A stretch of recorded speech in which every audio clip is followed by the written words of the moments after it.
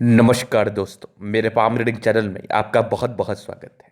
आइए आज 30 वर्ष के पुरुष के पाम का एनालिसिस करेंगे, इनके सवालों का जवाब करेंगे। तो सर्वप्रथम इनके सवालों को सुनेंगे, फिर एक एक करके इनके सवालों का उत्तर करेंगे। उससे पहले अगर आप लोगों ने अभी तक हमारे चैनल को सब्सक्राइब नहीं किया है तो कृपया करके चैनल को सब्सक्राइब कर ले, बेल आइकन को प्रेस कर दें ताकि वीडियोस नोटिफिकेशन आपको मिल जाए। तो चलिए शुरू करते हैं। इनका क्वेश्चन इस प्रकार है। वर्तमान समय में ये 30 वर्ष के हैं। प्रॉब्लम इकोनॉमिकली बहुत ज़्यादा चल रही है, कब तक सॉल्व होगी, बच्चे कब तक होंगे, और पैसे क्रिप्टो क्रिप्टो करेंसी में इन्होंने लगाया है, बहुत लॉस में चल रहा है। तो जानना चाहते हैं कब ठीक रहेगा, खुद का बिजनेस कब से शुरू कर सकते हो, किस फील्ड में ठीक रहेगा।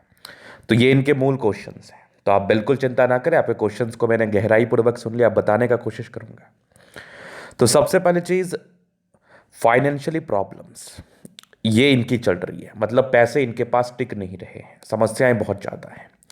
तो ये कब से सॉल्व होगा, इस पर हम विचार करेंगे। आखिर 30 वर्ष की आयु में ऐसी क्या जिंदगी पर परेशानी आ गई है जो इतने फाइनेंशियली क्राइसिस से ये गुजर रहे हैं। इसके लिए हमको इनके कार्य का चुनाव देखना पड़ेगा कि इन्होंने किस कार्य के लिए चुनाव किया अपने जीवन पर और किस कार्य को ये कर रहे हैं स्पेशली। तो ये अभी शेयर ट्रेडिंग में कार्य कर रहे हैं, क्रिप्टो करेंसी वगैरह में इन्वेस्ट कर रहे हैं, मतलब ये अपना खुद का कार्य नहीं कर रहे हैं, किसी के अधीन कार्य कर रहे हैं। आप समझिएगा मेरी बात को, बहुत बड़ी बात मैं आपसे कह रहा हूँ। जब आप शेयर ट्रेडिंग का कार्य करते हैं तो आप कम से कम एक अपने हथेली को दिखा लीजिए कि आपके लिए वो ठीक है भी कि नहीं, और वो किस समय आपको करना चाहिए। तो मेरे समझ से ये हाथ शेयर ट्रेडिंग के लिए नहीं है। तो अगर आप ये काम करते रहेंगे तो धन के अभाव में ही रहेंगे। किसी एक साल अगर धन कमा भी लें तो इसकी कोई गारंटी नहीं है कि अगले साल आप कमाएंगे ही। तो इस बात को आप जरूर दिमाग में लेके चलिएगा। क्यों नहीं है? क्योंकि शुक्र पर अगर इस टाइप की रेखा हो, ये वाली रेखा नजर आ जाए, कोई हॉरिजेंटल लाइंस नहीं नजर आए, तो आप शेयर ट्रेडिंग नहीं कर सकते।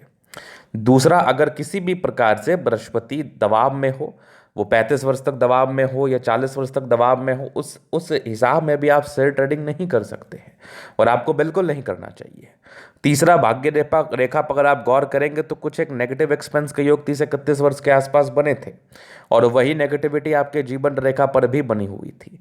तो ये भी नुकसान को बताती है। लेकिन लेकिन लेकिन इतनी भी कोई खास नेगेटिविटी नहीं थी कि आप बर्बाद हो जाओ। लेकिन जब आप दूसरे के अधीन कार्य करेंगे, दूसरे के ऊपर कार्य करेंगे और उस टाइप का कार्य करेंगे जिसमें भाग्य की काफ़ी ज़्यादा आवश्यकता पड़ती है, तो ये नुकसान आपको देखने को जरूर मिलेगा, जो आपको अभी वर्तमान समय में देखने को मिल रहा है। इसलिए आपको शेयर ट्रेडिंग नहीं करना चाहिए। पहला, बिजनेस किस चीज़ का करें, ये इनके मूल प्रश्न कुछ देर के बाद जरूर थे। तो देखिए, आपके हाथ पर बुध रेखा बन रही है। कोई सेल्फ व्यापार कर लो, छोटा ही व्यापार करो, लेकिन अपना खुद का होना चाहिए। वो आपके लिए जरूर सफलता देगा, वो आपके लिए जरूर अच्छा रहेगा।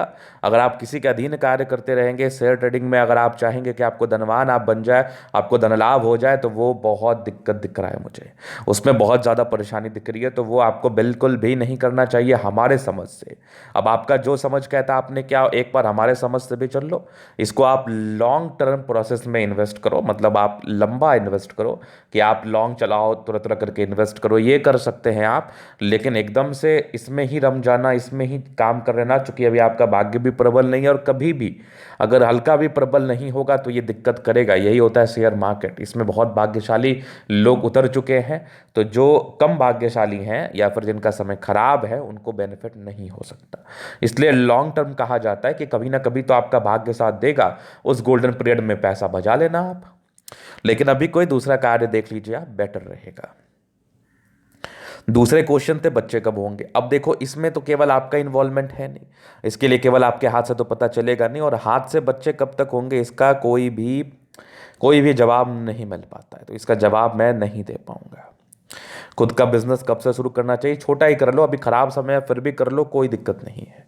और किस चीज़ का करें, तो शुक्र प्रबल है और चंद्रमा प्रबल है। एजुकेशन लाइन छोड़ के खाने पीने, कपड़े और बुटीक का, इन सब का कार्य आप कर सकते हैं। मतलब इन सब लाइन में आप जाके अपने भाग्य को आजमा सकते हैं। चलिए, ये इनके क्वेश्चंस थे। बाकी अभी इनके हाथ पर पॉजिटिविटी क्या क्या है। पॉजिटिविटी में ना, बुध रेखा बड़ी शानदार है, बड़ी शानदार। और इस बुध रेखा पर एक बढ़िया सा धन धन त्रिभुज बना है। और बाकी व्यापार के लिए मैं आपको कुंडली देख के बता दूंगा कि व्यापार कब करना चाहिए स्पेशली, क्योंकि जब अपने खराब अंतर्दशा में हम व्यापार कर लेते हैं तो ठीक नहीं रहता है। स्पेशली आपको कम से कम व्यापार शुरू करने से पहले, चाहे वो 5 लाख का इन्वेस्टमेंट क्यों ना हो, आपको ज़रूर ध्यान देना है, आपको ज़रूर ध्यान दे के चलना है। आगे क्या है, भाग्य रेखा 36 के बाद ज़्यादा, 36 से ज़्यादा बेहतर है और ये जीवन के लास्ट तक बेहतर है, तो फिर कोई दिक्कत नहीं होगी।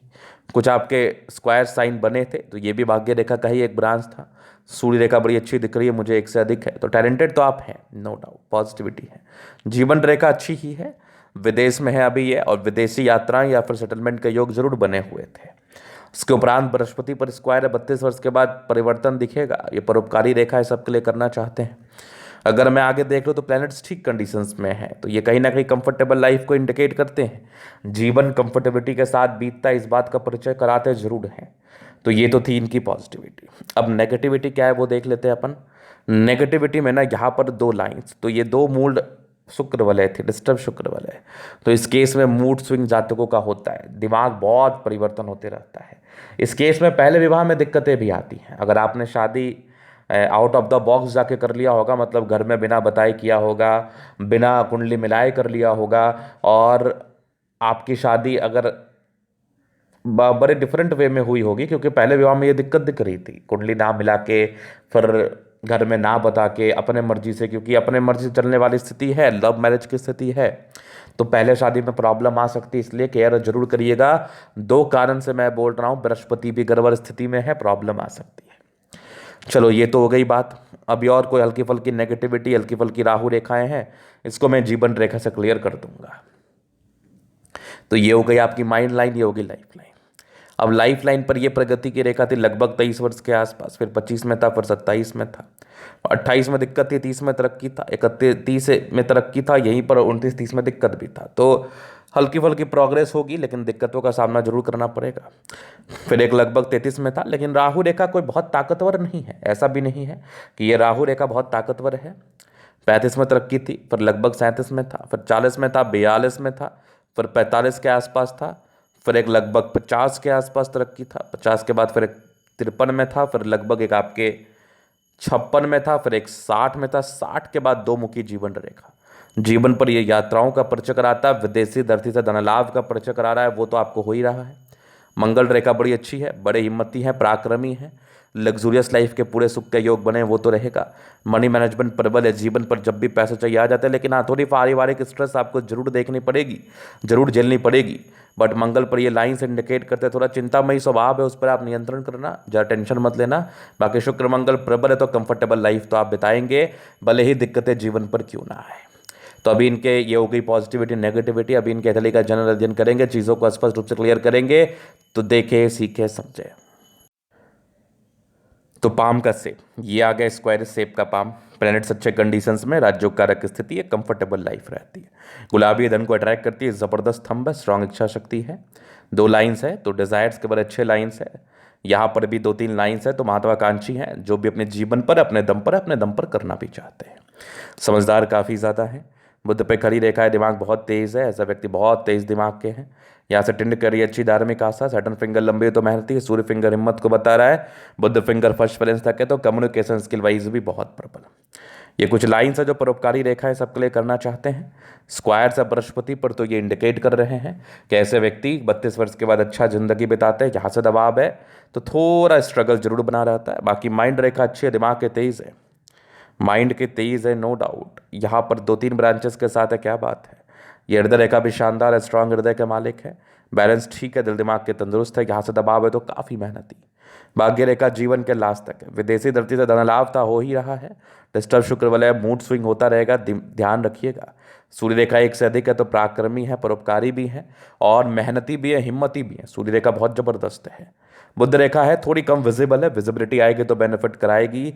धन त्रिभुज के साथ है, बुध पे खड़ी रेखा है, दिमाग तेज है, सूर्य बुध अच्छा है, तो ऐसे व्यक्ति बड़े अच्छे परिवार से होते हैं। थोड़े धोखे मिलेंगे जीवन में, इस बात को ध्यान रखिएगा।